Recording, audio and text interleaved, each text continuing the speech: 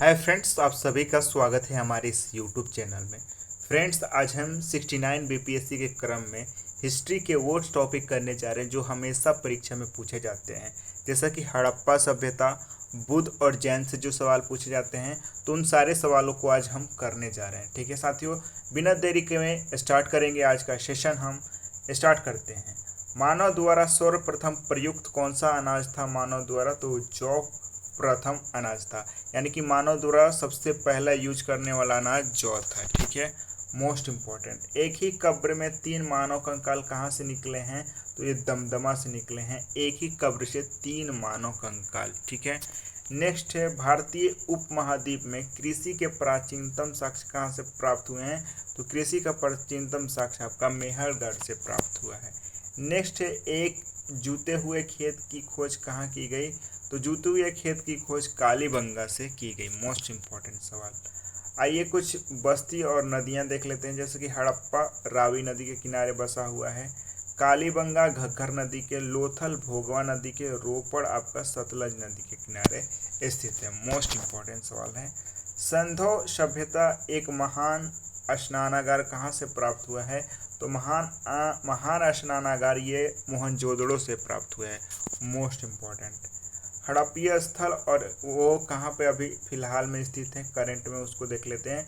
मांडा जो फिलहाल में जम्मू और कश्मीर में स्थित है, दैमाबाद महाराष्ट्र में, कालीबंगा राजस्थान में, राखीगढ़ी आपका हरियाणा में प्रेजेंट में स्थित है। मोस्ट इम्पोर्टेंट सवाल है।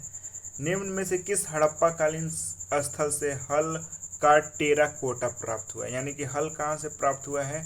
तो वो बनावली से प्राप्त हुआ है। और ये देखिए, यहाँ पे देख सकते हैं 2 बार बीपीएससी में इसे पूछा भी गया है। तो मोस्ट इम्पोर्टेंट सवाल। भारतीय उपमहाद्वीप में कृषि के प्राचीनतम साक्ष्य कहाँ से मिले हैं?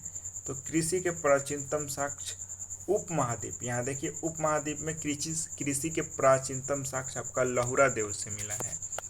नेक्स्ट है भारतीय पुरातत्व का जनक किसे कहा गया है? अलेक्जेंडर कनिंघम को। Most important.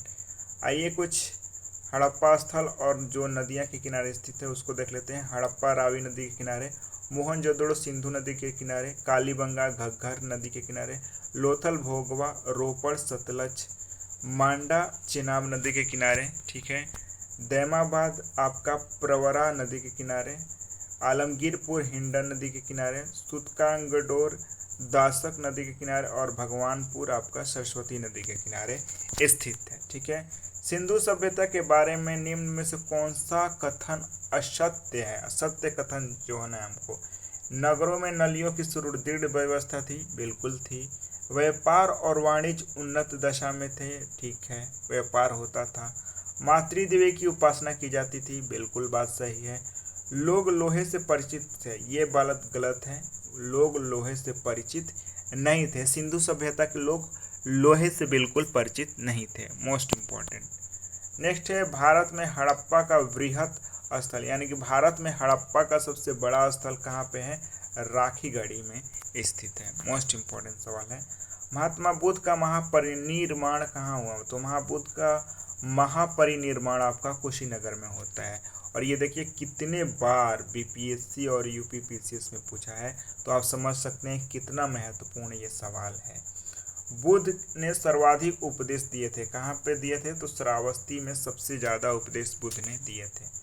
नेक्स्ट है भगवान बुद्ध के महापरिनिर्वाण के बाद पहली बौद्ध संगति कहाँ हुई थी? तो पहली बौद्ध संगति राजगृह में हुई थी। ठीक है, नेक्स्ट है कनिष्क के शासनकाल में बौद्ध सभा किस नगर में आयोजित की गई थी? तो ये कश्मीर में आयोजित की गई थी कनिष्क के समय में। ठीक है, मोस्ट इम्पॉर्टेंट सवाल है।